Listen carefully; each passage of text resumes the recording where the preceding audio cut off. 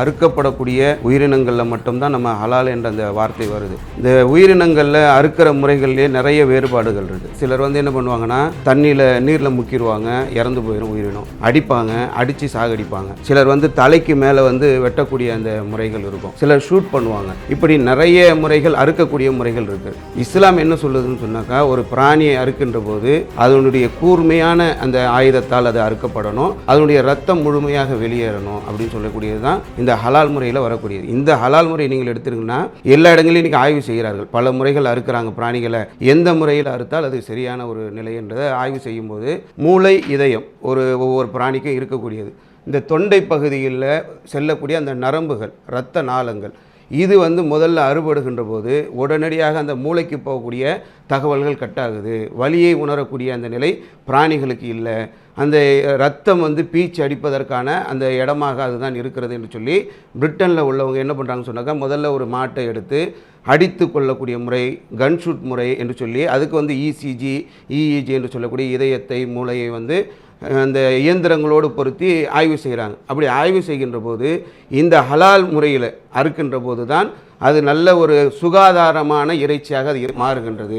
இப்போ இதை நம்ம சொல்லணும்னு சொன்னாக்கா, நம்ம வெட்டப்படுற நேரத்தில் இஸ்லாமில் இருக்கக்கூடிய ஏதாவது விஷயங்கள் ஓதப்படுமா, இல்லை எதுவும் அந்த நேரத்தில் சொல்லப்படுமா? அதுதான் இப்போ நாங்கள் ஹலால் என்று சொல்கின்ற போது என்னென்ன முறைகளை எங்களுக்கு இஸ்லாம் கற்றுத்தருகிறது என்று சொன்னால், ஒரு விலங்கை நீங்கள் அறுக்கப் போகிறீர்கள் என்று சொன்னால், அந்த விலங்கு உங்களுக்காக படைக்கப்பட்ட ஒன்று, அது இறைச்சிக்காக படைக்கப்பட்ட ஒன்று. அந்த இறைச்சியை நீங்கள் அறுக்கலாம். அப்படி அறுக்கின்ற போது அந்த விலங்குக்கு ஒரு வேதனை இருக்கக்கூடாது.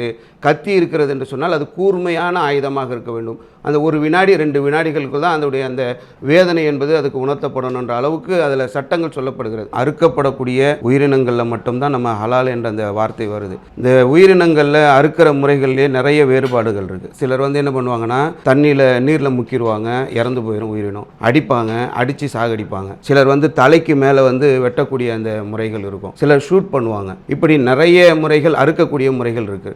இஸ்லாம் என்ன சொல்லுதுன்னு சொன்னாக்கா, ஒரு பிராணியை அறுக்கின்ற போது அதனுடைய கூர்மையான அந்த ஆயுதத்தால் அது அறுக்கப்படணும், அதனுடைய ரத்தம் முழுமையாக வெளியேறணும் அப்படின்னு சொல்லக்கூடியது தான் இந்த ஹலால் முறையில் வரக்கூடியது. இந்த ஹலால் முறை நீங்கள் எடுத்துருங்கன்னா எல்லா இடங்களையும் இன்றைக்கி ஆய்வு செய்கிறார்கள். பல முறைகள் அறுக்கிறாங்க பிராணிகளை. எந்த முறையில் அறுத்தால் அது சரியான ஒரு நிலை என்றதை ஆய்வு செய்யும்போது மூளை, இதயம் ஒவ்வொரு பிராணிக்கும் இருக்கக்கூடியது.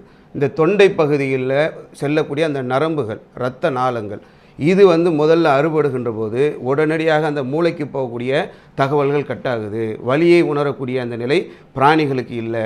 அந்த ரத்தம் பீச்சு அடிப்பதற்கான அந்த இடமாக அதுதான் இருக்கிறது என்று சொல்லி பிரிட்டனில் உள்ளவங்க என்ன பண்ணுறாங்கன்னு சொன்னாக்கா, முதல்ல ஒரு மாட்டை எடுத்து அடித்து கொள்ளக்கூடிய முறை, கன்ஷூட் முறை என்று சொல்லி அதுக்கு இசிஜி, இஇஜி என்று சொல்லக்கூடிய இதயத்தை, மூளையை அந்த இயந்திரங்களோடு பொருத்தி ஆய்வு செய்கிறாங்க. அப்படி ஆய்வு செய்கின்ற போது இந்த ஹலால் முறையில் அறுக்கின்ற போது தான் அது நல்ல ஒரு சுகாதாரமான இறைச்சியாக அது மாறுகின்றது. இப்போ